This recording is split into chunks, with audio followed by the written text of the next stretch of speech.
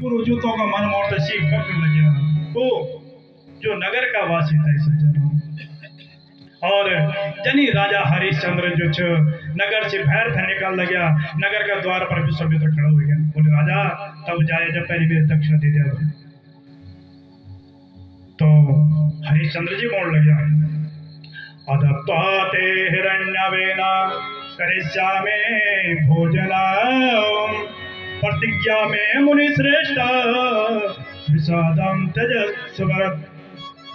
कि हे विश्वामित्र मेरी प्रतिज्ञा छे करी मैं आपने दक्षिणा जरूर देण और जो मैं ढाई भर जो सोने को जो मेरी प्रतिज्ञा छे करी वो आपने देण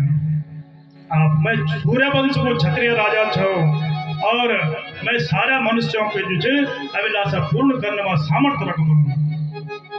तो विश्वामित्र जी ने बोले विश्वामित्रोवाच कुतस्ते भविता राजा धन प्राप्ते रथा पर गतम राज्यम तथा कोशो बलम च वार्त सादर कि हे राजन कखन दे दो दक्षिणा तुम्हार तो राजपाट वैभव सब चल गई सुख में तो दान दे दी और अब आपकी आशा छोड़ जाओ देखा मनोबल गिरोना जो परीक्षा ले गया ना तो जब ब्राह्मण की ने बात सुनी राजा ने तो मुनि तक उत्तर देने कि हे मुनिवर आप धैर्य रखा मैं आपका धन की व्यवस्था अवश्य मेव कर दूं अभी तो मैं जीवित छो मेरो पुत्र छ और मेरी पत्नी भी हम स्वस्थ छावे तीन प्राणी छाव अभी और हम तुम्हारी दक्षिणा देना सामर्थ्य का कोशिश करला प्रयास करला और ये ना बोले था राजा हरिश्चंद्र मेरी माताओं और सज्जनों काशीपुर में चले गए और जब भगवान शंकर को निवास बुलास्तो शंकर भगवान की तत्पश्चात गंगा तट पर आके स्नान करना और देवताओं को तर्पण करना और पूजा से निवृत्त होकर तब चारों तरफ देखना राजा हरिश्चंद्र और सोचने लगे कि मानवों की जो भोग वस्तु जो संपदा इन जो मन में विचार करने लगे पैदल चल लगे राजा हरिश्चंद्र देखा जो राजा रथ और घोड़ों पर चल दो आज राजा हरिश्चंद्र की नहीं गति होगी कि आज पैदल से चल वही समय पर जो फिर विश्वामित्र तक पहुंच गया बोले मेरी दक्षिणा देव और अभी एक महीने होगी बोलो कितना होगी एक मास बीत गया ना और तुम दक्षिणा दिया देखा दक्षिणा देने को विधान से जब हम यज्ञ करोगा तो दक्षिणा तत्काल चैन दे इन्होंने चैन बोलियो कि ए पंडित जी तुम जयकर तुम्हारी दक्षिणा पहुंचे दो नहीं सुना जरा एक दक्षिणा विप्रमदस्याम तत्काले तुम दीयते एक रात्रे व्याजते तो तत्दानम दुगणम भवे अगर हम तय समय पर तत्काल दक्षिणा नहीं देंदा तो एक रात जब बीत जाती वो दक्षिणा दुगनी हो जाती और मासे सतगुणम प्रोक्तम द्विमासे तो सहस्रिकम एक महीना जब बीत लो 100 गुणी हो जाती दक्षिणा बढ़ जाती और 2 महीना में जो 1000 गुणी हो जाती और संवत्सर बोलता पूरा एक वर्ष में अगर के दक्षिणा नहीं देनी पंडित ने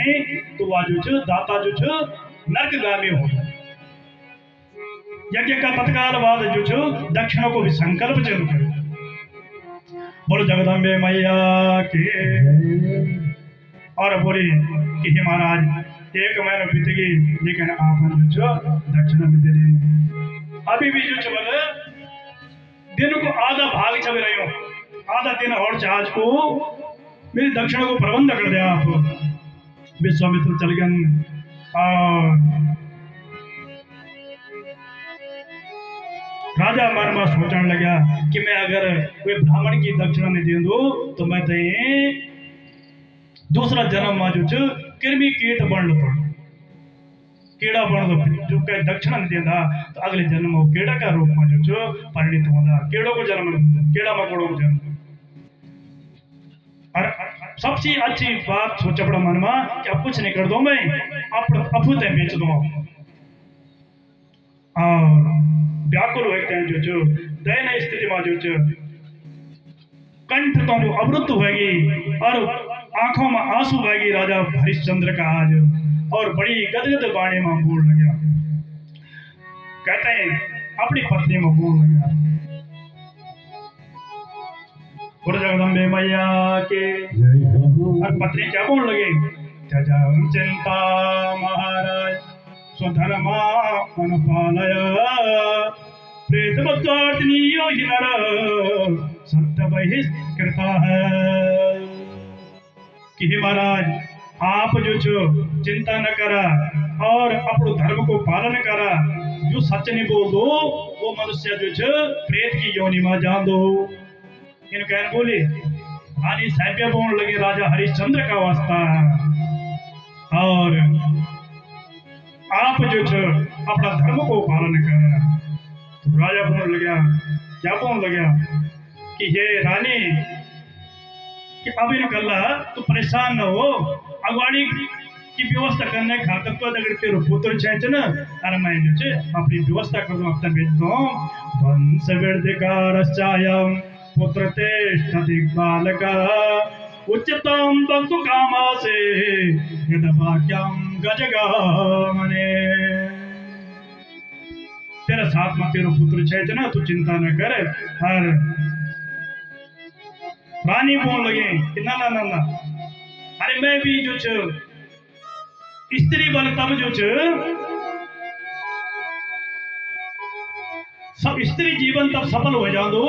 जब वो संतान तक जन्म दे दे, और हमारा तो पुत्र होगी और मेरे जीवन में सफल छुयो। ये वास्ता जो आप मैं तय बेचा,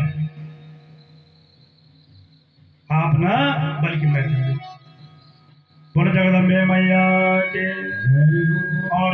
जब पत्नी ने बात बोली तो राजा हरिश्चंद्र से मूर्छा आएगी।